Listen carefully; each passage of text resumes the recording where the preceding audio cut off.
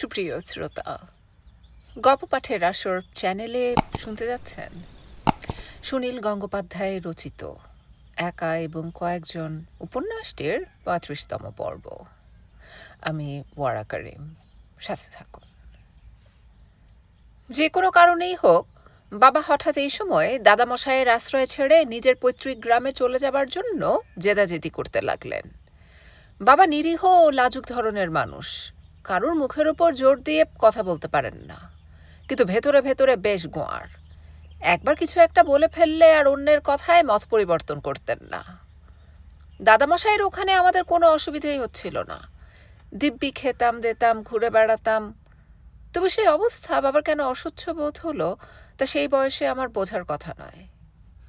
তখনও আমি টের পাইনি যে সমস্ত পৃথিবী একটি বিনিময় ব্যবস্থার উপর প্রতিষ্ঠিত, এবং এই বিনিময়ের মাধ্যম মানুষ আবিষ্কৃত টাকা নামক একটি বস্তু, এবং বেঁচে থাকার ব্যাপারটাকে বেশ চমকপ্রদ করার জন্য এই টাকার বন্টন প্রণালীও বেশ ঘোরালো করে রাখা হয়েছে। আমার মায়ের একেবারে ইচ্ছে ছিল না বাপের বাড়ি ছেড়ে যাবার। শ্বশুরের ভিটে সম্পর্কে তার কোনো মোহ নেই। মা চেয়েছিলেন অন্তত আমার দিদির বিয়েটা ওখান থেকেই দিয়ে যেতে। পরপর করাত্তির আমি মাঝরাত্রে ঘুম ভেঙে শুনতাম বাবা ও মায়ের ঝগড়া। বাবা ও মা দুজনেই এত ভালো, অথচ সেই সময় চাপা গলায় বিষাক্তভাবেই হিস হিস করছেন। দিনের বেলা ওরা যাদের সঙ্গে অনেক হেসে কথা বলেন, এখন তাদের সম্পর্কেই কত রাগের খারাপ খারাপ কথা বেরিয়ে আসছে। বড়দের মনের মধ্যে কত রকম গোপন কথা থাকে। আমি ঘুমের ভান করে নির্জীব হয়ে শুয়ে থেকে সব শুনতাম। ঝগড়ার সময় আমার মায়ের যুক্তি বেশি ছিল না, অভিমানী কান্নাই ছিল প্রধান অস্ত্র। কটু অভিমানের সঙ্গে মা বলতেন, তোমার হাতে পড়ে সারা জীবন শুধু কষ্ট পেলাম, এতই যদি কষ্ট দেবে তাহলে বিয়ে করেছিলে কেন? বাবা তিক্ত গলায় উত্তর দিয়েছেন, আমি তাহলে আত্মহত্যা করি, তারপর তুমি তোমার ছেলে মেয়ে নিয়ে বাপের বাড়িতে সুখে থাকো। শেষ পর্যন্ত বাবার জেদই বজায় রইল। একদিন আমরা বাক্স প্যাটরা নিয়ে আবার নৌকোয় চড়ে বসলাম। মামা বাড়ির মাঝি নাদের আলী আমাদের পৌঁছে দিয়ে আসবে। যে কোনো নতুন জায়গাতে যাবার ব্যাপারে একটা উত্তেজনা থাকে সেই বয়সে। আমি নৌকোর গলুইয়ের কাছে উৎসুক হয়ে বসেছিলাম সামনের দিকে চেয়ে। ছইয়ের ভেতরে মা আর বাবা। অনেকক্ষণ কান্নাকাটির পর মায়ের মুখখানা থমথমে। বাবা উদাসীনভাবে একটার পর একটা সিগারেট ধরিয়ে যাচ্ছেন। দিদি গোড়া থেকেই পড়ে পড়ে ঘুমোচ্ছে। খাল বিল নদী পেরিয়ে চলেছে নৌকো। মনে হচ্ছে এ যাত্রার বিরাম নেই। যতদূর দেখা যায় শুধু জল, মাথার উপরে শীতকালের পরিষ্কার আকাশ। আমার ঠিক চোখের সামনেই নাদের আলী লগি হাতে নিয়ে দাঁড়িয়ে। তার খালি গা, নিকষ কালো রং, তেল চকচকে সবল দীর্ঘ দেহ। মনে হয় যেন মাঝে মাঝে তার মাথাটা আকাশ ছুঁয়ে যাচ্ছে। তাকে কোনো কথা জিজ্ঞেস করলেই সে ঝকঝকে সাদা দাঁতে হাসে, যেন একটা চমৎকার ছবি। আমি আমার নিজের বাড়িতে যাচ্ছি, নাদের আলী এই কথা বলেছে, বাবাও বলেছেন। এতদিনে এইটুকু বুঝেছি, কলকাতায় বড়বাবুর বাড়ি কিংবা এখানে মামার বাড়ি আমার নিজের বাড়ি নয়। আরও ছেলেবেলায় মাটি কিংবা বালি দিয়ে যে বাড়ি বানাতাম, তাছাড়া আমার আর কোনো নিজের বাড়ি দেখিনি। একটা অদম্য কৌতূহলে ছটফট করছিলাম। সত্যিকারের নিজের বাড়িতে পৌঁছে একটু চুপসে গেলাম। জরাজীর্ণ নৈরাশ্যময় পরিবেশ। এবারই অনেকদিন পরিত্যক্ত। বাবার এক দূরসম্পর্কের মামার ওপর দেখাশুনোর ভার। তিনি বাড়ির এলাকার গাছের ফলমূল ভোগ করার জন্য যতটুকু দেখাশুনো করা দরকার সেটা করতেন। আমরা খবর না দিয়ে হঠাৎ এসে পড়ায় তিনি বাবাকে বকাবকি করতে লাগলেন। খবর পেলে তিনি ঘরদোর অন্তত পরিষ্কার করে রাখতেন। অবস্থা দেখে মা খুব মুষড়ে পড়লেন। দিদি আদুরে মেয়ের মতন নাকি কান্না কাঁদতে লাগলো। আমি দৌড়াদৌড়ি করে সব জায়গাটা ঘুরে দেখতে লাগলাম একলা একলা। আমাদের দেখবার জন্য গায়ের বেশ কিছু লোক এসে ভিড় করেছিল। মায়ের প্রধান চিন্তা নাদের আলীকে নিয়ে। নাদের আলী ফিরে গিয়ে যদি এইরকম অবস্থার কথা বলে দেয়, তাহলে মামা বাড়ির সবাই খুব দুশ্চিন্তা করবে। দাদামশাই হয়তো আবার ফিরিয়ে নেবার জন্য লোক পাঠাবেন। বাবা তখন আবার কি কাণ্ড বাঁধাবেন কে জানে। মা সেই জন্য নাদের আলীকেই খুব খাতির যত্ন করতে লাগলেন। নগদ 5টা রূপোর টাকা তার হাতে দিয়ে বললেন, নাদের, গিয়ে বলো আমরা সবাই ভালো আছি। আমরা এখন আমাদের এক মামা শ্বশুরের বাড়িতে থাকব। তারপর বাড়িঘর সারিয়ে টারিয়ে চিন্তার কিছু নেই, তুমি বুঝিয়ে বলো কেমন। নাদের আলীকে আমি আবার নৌকোর ঘাট পর্যন্ত এগিয়ে দিতে এলাম। নৌকোয় ওঠার আগে নাদের আলী 2 হাতে আমার কোমর ধরে উঠিয়ে শূন্যে ছুঁড়ে দিয়ে আবার লুফে নিয়ে আদর করল।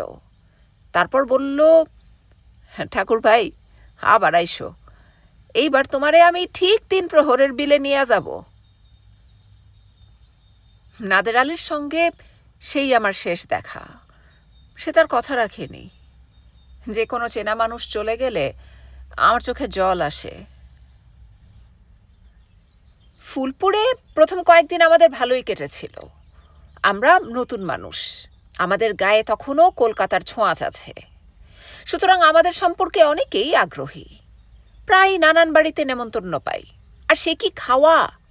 1 থালা ভর্তি ভাত শেষ না করে কেউ উঠতেই দেয় না, কাঁধ ধরে জোর করে বসিয়ে রাখে। সেই ভাত কোনো ক্রমে শেষ করলেও তারপর আবার নতুন গুড়ের পায়েস খেতেই হবে। খাওয়ার পর মনে হয় না চিয়ে সেখানেই শুয়ে পড়ে। 1-1.5 মাসের মধ্যেই অবশ্য এইসব কৌতূহল স্তিমিত হয়ে যায়। তখন আমরা শুধু নিজেদের নিয়ে একলা, বাবা, মা, দিদি আর আমি। এর আগে আমরা সবসময়ই বেশ বড় বাড়িতে অনেক লোকের সঙ্গে থেকেছি বলে অনেকটা বিচ্ছিন্ন হয়েছিলাম। এখন ছোট নিরালা বাড়িতে আমরা সবাই কাছাকাছি, যেন পরস্পরকে নতুন করে চিনে নিচ্ছি।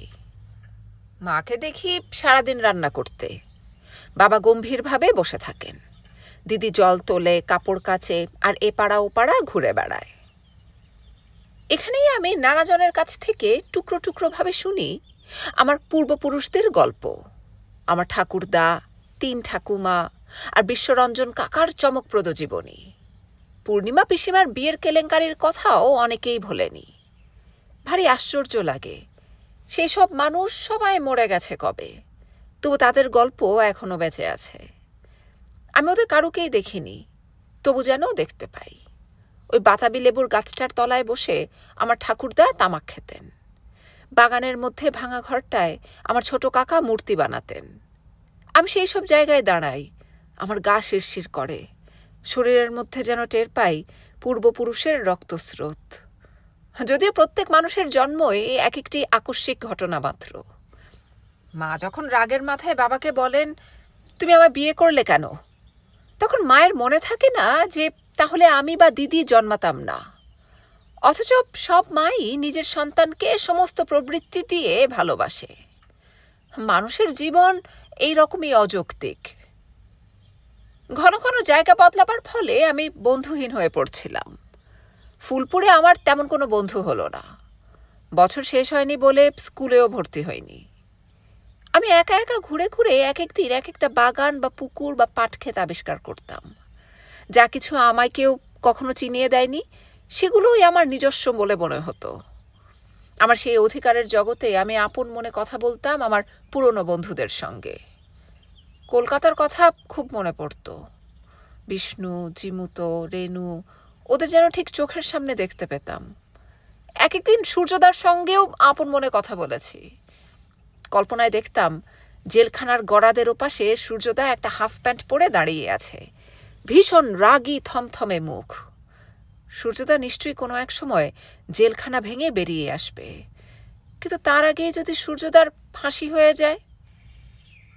একদিন একটা বাগানে অনেকগুলো লেবু গাছ দেখলাম, বড় বড় গন্ধরাজ লেবু ফলে আছে। লেবু ফুল আমি আগে কখনো দেখিনি। সেই লেবু ফুলের গন্ধ শুঁকতে গিয়ে হঠাৎ আমার হৈমন্তী কাকিমার কথা মনে পড়ল। একরাশ চুলের মধ্যে হৈমন্তী কাকিমার মুখখানা ঠিক গন্ধ লেবুর ফুলেরই মতন, বড় লেবুর গায়ের মতন তার থুতনি। হৈমন্তী কাকিমা আমাকে বললেন, বাদল, আমি জীবনে কিছু পাইনি। আমি কথাটার মানে বুঝতে পারলাম না। হৈমন্তী কাকিমা আবার বললেন, আমি জীবনে কিছু পাইনি। আমার বুক দুলে উঠল। আমি লেবু ফুলের দিকে তাকিয়ে বললাম, তোমার জন্য আমি সব কিছু এনে দেব। একদিন ঘুরতে ঘুরতে একটা খুব পুরনো বড় বাড়ির কাছে চলে গিয়েছিলাম। বাড়িটাতে কোনো মানুষজন নেই। আমি এক পা দুপা করে ঢুকতে যাচ্ছি, হঠাৎ পাশের বাগান থেকে একটা রোগা চিমসে মতন লোক বেরিয়ে এসে বলল, খোকা যেও না, ও বাড়িতে ভূত আছে। শুনে আমার মনে হলো ওই লোকটাই ভূত। আমি ঊর্ধ্বশ্বাসে ছুটে পালালাম। তাছাড়া আরেকটা জিনিস এখানে লক্ষ্য করার মতন, মামাবাড়ির গ্রামের তুলনায় এই গ্রামে অবস্থাপন্ন লোকের সংখ্যা কম। নিম্ন মধ্যবিত্ত বা গরিবই বেশি। হিন্দুর চেয়ে মুসলমানের সংখ্যাধিক্য। যে ২-৪ ঘর বড়লোক আছেন তারাও মুসলমান। শিক্ষিত চাকুরিজীবী হিন্দুরা তখন থেকেই কলকাতামুখী। অনেক বনেদি বাড়ি প্রায় খালি পড়ে আছে। কর্তারা দোল দুর্গোৎসবে একবার করে বেড়াতে আসে। ফুলপুরে এসে আমি খুব তাড়াতাড়ি বয়স্ক হয়ে গেলাম। আমার নানা রকম অভিজ্ঞতার সঞ্চয় হতে লাগলো। এখানেই প্রথম ভালোভাবে টের পেলাম হিন্দু আর মুসলমান দুটো আলাদা জাত। এদের মধ্যে মেলামেশা বারণ। যেসব মুসলমান আমাদের বাড়িতে আসে তারা উঠোনে এসে দাঁড়ায়, কখনো বারান্দায় বসে না, অর্থাৎ তাদের বসতে দেওয়া হয় না। কারুর কাছ থেকে কিছু কিনলে পয়সা দেওয়া হয় আলগোছে। তাদের মুখে লেগে থাকে একটা বিগলিত ভাব। সাধারণ কথাবার্তায় আমরা অনেককে চাচা কিংবা সাহেব বলি। মুখে বেশ মিষ্টি কথা থাকলেও ছোঁয়াছুঁই বাঁচিয়ে সবকিছু। হিন্দুরা আড়ালে মুসলমানদের সম্পর্কে এমনভাবে কথা বলে যেন ওরা মানুষের অধম, ওরা চোর, ওরা হিংস্র, ওরা নোংরা। সাপ আর মুসলমানদের কখনো বিশ্বাস করতে নেই। হিন্দুদের নিজেদের মধ্যেও হাজার রকমের জাত বিচার, ছোঁয়াছুঁই, ব্যবধান, কিন্তু মুসলমানদের সম্পর্কে সবাই একমত। যত গরিব বাড়ি তত বেশি উগ্রতা। আমার মামা বাড়িতে এরকম দেখিনি। সম্ভবত সেখানে হিন্দু আধিপত্য এত বেশি ছিল যে মুসলমানদের প্রতি দয়া দেখানো সহজ ছিল। মুসলমানরা আলাদা পাড়ায় থাকে, তাদের জীবনযাত্রা অন্যরকম। কখনো কখনো রাস্তা সংক্ষেপ করার জন্য মুসলমানদের বাড়ির পাশ দিয়ে গেছি। মাথা নিচু করে নিঃশব্দে রাস্তাটুকু পার হতে হয়েছে। সে বাড়ির লোকেরাও নিঃশব্দে চেয়ে থেকেছে, কেউ কোনো কথা বলেনি। আর চোখে দেখিনি তাদের বাড়ির উঠোনে মুরগির পাল দৌড়োদৌড়ি করে, বাচ্চারা ছাই গাদায় গড়ায়, ওদের বাড়ির মেয়েরা খড়ম পায়ে দেয়। সব জায়গায় কেমন যেন একটা রসুন রসুন গন্ধ। মুসলমানরা বাড়িতে মুরগি পোষে, এটা বাঙালি হিন্দুর চোখে একটা ঘৃণার ব্যাপার। হিন্দুর বাড়িতে হাঁস থাকে, সেই হাঁসের ডিমও খাওয়া হয়, কিন্তু মুরগির মাংস বা ডিম একেবারে নিষিদ্ধ। হাঁস আর মুরগির ডিমের মধ্যে দুটি আলাদা ধর্ম কিভাবে প্রবাহিত হচ্ছিল সে প্রশ্ন কারুর মনে জাগেনি। তখনও হিন্দুরা পোলট্রির ব্যবসায় ঝাঁপিয়ে পড়েনি। কলকাতায় এক ভট্টাচার্য বামুন জুতোর দোকান খুলেছিল বলে সবাই অবাক। আমাদের পাড়ায় একবার একটা সজারু মারা হয়েছিল। সেই সজারুর মাংস রান্না করে খাওয়া হয়েছিল খুব আহ্লাদের সঙ্গে। কিন্তু গ্রামে কোনো হিন্দু বাড়িতে মুরগির মাংস রান্না ছিল অকল্পনীয়। সাধারণ মুসলমানরা হিন্দুদের সম্পর্কে আড়ালে কী মন্তব্য করত তা আমার জানার কথা নয়। হিন্দুদের সম্পর্কে তাদেরও একই রকম ঘৃণার ভাব থাকার কথা। তবে পথে ঘাটে হিন্দুদের সঙ্গে দেখা হলে তারা কথা বলতো একটু বিনীতভাবে। একবার শুধু একজন মুসলমানের বাড়ির পাশ দিয়ে আসবার সময় একজন মাঝবয়সী লোক আমাকে চোখ রাঙিয়ে বলেছিল, এই বামনা, ফের এদিক দিয়া যাবি তো ঠ্যাং খোড়া কইরা দেব। আমি হকচকিয়ে গিয়েছিলাম। আমি তো কোনো দোষ করিনি। এ বাড়ির ছাইগাদায় একটা টোপা কুল গাছে অসংখ্য বড় বড় কুল হয়ে আছে।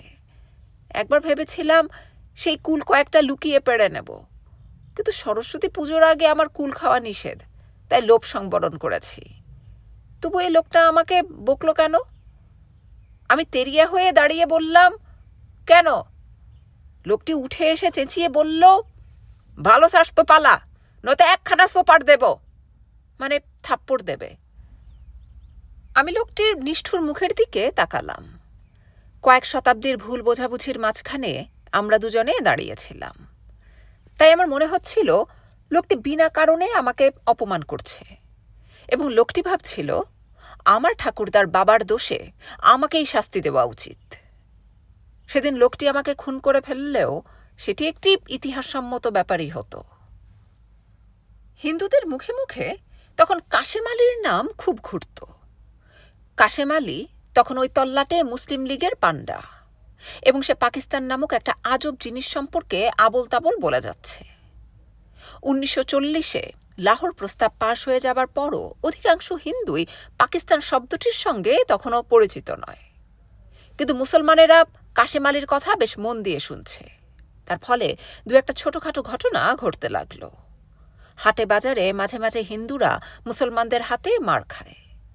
হিন্দুরা প্রথম বুঝতে পারল না কুঁচু ভাব নিয়ে থাকলেও তারা সংখ্যায় কম। জমিদারি আমল টলটলায়মান, নতুন যুগ এসেছে, ভোটাভুটির যুগ। এই ভোটাভুটির যুগে যেদিকে জনসংখ্যা বেশি সেদিকেই জোর। আমাদের বাড়িতে প্রথম যেবার চুরি হলো আমরা খুব উত্তেজিত বোধ করেছিলাম। শীত কেটে রাত্রির বেলা চোর ঘরে ঢুকে অনেক কিছু নিয়ে গেছে। পরদিন সকালে কাছের বাগানে আমাদের খালি বাক্সগুলোও পেলাম। টিনের বাক্স চোরেরা নেয় না। এর 3 দিন বাদেই দেখলাম আমার চেইন লাগানো সিল্কের গেঞ্জি বাজারে একটি মাছওয়ালার গায়ে। সে আমাদের দেখে একটুও অপ্রতিভ বোধ করল না। আমি বাবার চোখের দিকে তাকালাম। বাবা বললেন, থাক, কিছু বলতে হবে না। পূর্ববঙ্গের হিন্দুরা তখন থেকেই হারতে শুরু করেছে। আরেকটা জিনিস বুঝেছিলাম, আমরা গরিব। এ কথা যে শুধু আমরা জানি তাই নয়, অন্যরাও জেনে গেছে। আমরা প্রথম প্রথম আসবার পর লোকে ভেবেছিল আমরা বোধহয় ঐশ্বর্যে সবার চোখ ধাঁধিয়ে দেব, কারণ আমাদের ঝলমলে জামা কাপড়ের কায়দাই ছিল অন্যরকম। আমার মা ও দিদি স্নো ও পমেটম মাখে, আমার বাবা হুঁকো বা বিড়ির বদলে সিগারেট খান। আমাদের এসব ছিল, শুধু টাকা ছিল না। বাবা পাশের গ্রামের জমিদারি সেরেস্তায় কিংবা স্কুলে চাকরি নেবার চেষ্টা করেছিলেন, পাননি। আবার হোমিওপ্যাথি ডাক্তারির চেষ্টাও করেছিলেন, পসার জমল না। গ্রামে তখন একটা ছন্নছাড়া ভাব, দুর্ভিক্ষের একটা বিরাট ছায়া উঁকি মারছে। ক্রমশ জমানো টাকা সব শেষ হয়, আমাদের খাওয়া থাকারও কষ্ট দেখা দিল। এতদিন আমার ধারণা ছিল টাকা জিনিসটা বড়দের পকেটে থাকে, কোনো কিছু কেনবার সময় পকেট থেকে বার করতে হয়।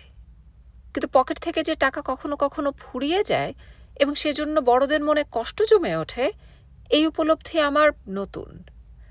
অবস্থা এমন দাঁড়ালো যে আমার পৈতের সময় পাওয়া টাকাতেও হাত পড়তে লাগলো। মা মাঝে মাঝে 2-5 টাকা চাইতে লাগলেন। আমি প্রথমে দিতে চাইনি, কিন্তু মার থমথমে মুখ দেখে বেশি কথা বলতে পারিনি। আমার কৃপণের সঞ্চয় দ্রুত ক্ষয় হয়ে এলো। যেদিন থেকে বুঝতে পারলাম আমরা গরিব, সেদিন থেকেই খানিকটা অসহায় বোধ করতে লাগলুম। মনে হলো চোখ মেলে চারপাশের এই যে পৃথিবীকে দেখছি, ওর উপরে আমাদের অধিকার অন্যদের চেয়ে কম। খাওয়ার সময় আর কোনো আনন্দ নেই। হঠাৎ বাবা আবিষ্কার করেছেন যে ভাতের ফ্যানের মধ্যেও প্রচুর খাদ্যপ্রাণ আছে, সুতরাং ফ্যানটুকু নষ্ট করা উচিত নয়। চালু হলো ফ্যান ভাত। সকালে, দুপুরে, রাত্রিরে আমরা শুধু ফেনা ভাত খাই। তারপর রাত্রিরে ভাত খাওয়া বন্ধ হয়ে গেল। রাত্রিরে আমাদের খাদ্য শুধু আলু সেদ্ধ। অনেকগুলো আলু সেদ্ধ করে চটকে নুন দিয়ে মেখে বড় বড় গোল্লা পাকিয়ে থালায় নিয়ে বসি। খেতে খেতে গলায় আটকে যায়, ঢকঢক করে জল খাই। আমার পছন্দ হয় না, আমি ভাতের জন্য কান্নাকাটি করি। আমি তখন সবে লম্বা হতে শুরু করেছি। বালক অবস্থা থেকে আমার মানুষ হবার সময়। শরীরে অসম্ভব খিদে। সকাল থেকে আমি খাই খাই করে মায়ের পেছনে ঘুরি। খিদের জন্য আমার মন খারাপ থাকে। আমি অবুঝের মতন ঘ্যান ঘ্যান করে বাড়ির সবাইকে জ্বালিয়ে পুড়িয়ে মারি। তখন বুঝতে পারিনি কতদিন দুপুরবেলা মা আমাকে পেট ভরে ভাত খেতে দিয়ে নিজে না খেয়ে থেকেছেন। সেই সময় থেকেই আমার মায়ের চেহারায় বয়সের ছাপ পড়ে। দারিদ্র শুধু অশান্তি আনেনি, আমাদের নৈতিক অধপতনও এনে দিচ্ছিল আস্তে আস্তে। এখন আর বাবা মায়ের ঝগড়া মাঝরাত্রে ঘুম ভেঙে শুনতে হয় না। দিনের বেলাতেও যখন তখন শোনা যায়, প্রকাশ্যে চেঁচিয়ে ঝগড়া। আমি হাঁ করে শুনি। দুজনেই ঝগড়ার সময় এমন বদলে যান যে আমি আমার মা বাবাকে ঠিক চিনতে পারি না। ওদের কাছ থেকে কয়েকটা গালাগালি আমি শিখে নিয়েছিলাম। এছাড়া বাইরের লোকদের কাছ থেকেও কিছু স্টক বাড়ছিল। একটি 12 বছরের ছেলের পক্ষে সময়টা মোটেই ভালো নয়। শহরের কিছুটা স্বাধীন জগৎ থেকে যে গ্রামের মধ্যে আমি পড়ে গিয়েছিলাম, সেখানে দলাদলি ও সংঘর্ষ, জাতিভেদের নীচতা। সামান্য খাবার দাবার নিয়েও বাড়িতে ঝগড়া হয়। চতুর্দিকে নৈরাশ্য, ভালোবাসার কেউ নেই। সে বড় দুঃসময় ছিল। একদিন রাত্রিরে পেট ভরা খাবার না পেয়ে আমি অবুঝের মতন ঘ্যান ঘ্যান করছিলাম। মা হঠাৎ মেজাজ ঠিক রাখতে না পেরে এঁটো হাতেই আমাকে এক চড় মারলেন খুব জোরে। মার খেয়ে ব্যথা পাবার বদলে আমি অবাক হয়েছিলাম বেশি। মা আমাকে কোনো দিন মারেননি। আমি একটু মায়ের আদুরে ছেলেই ছিলাম বলা যায়। চোখ দুটি বড় বড় করে মায়ের দিকে তাকিয়েছি। মা রাগ সামলাতে না পেরে পরপর আরও 2 থাপ্পড় দিলেন। আমি এমন কান্না শুরু করলাম যে কিছুতে আর আমার হেঁচকি থামে না। বাবা আমাকে সামলাতে এসে নিজেই চেঁচাতে লাগলেন, আমি বিষ খাবো, আমি আজই বিষ খাবো। এই অবস্থায় আর চলে না। এবার আমাদের কলকাতায় না গিয়ে আর উপায় নেই। তাছাড়া দিদিকে নিয়েও গণ্ডগোল শুরু হয়েছিল। দিদি তখন হয়ে উঠেছিল বাবা মার অশান্তির প্রধান কারণ।